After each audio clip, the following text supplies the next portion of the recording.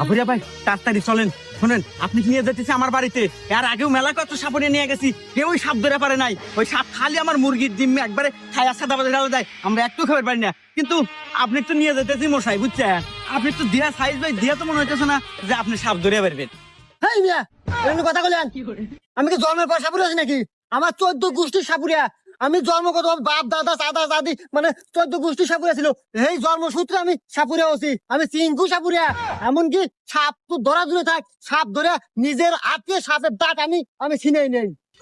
আচ্ছা চলেন দেখি, এই মাঠেই পরিচয় পাওয়া যাবে না আপনি আপনি কিরকম খালি সাপুরিয়া। বাড়ি পর্যন্ত নিয়ে নন, সাপের কাল্লা ধরে নিয়ে আসবো আমি। আসেন। আচ্ছা চলেন।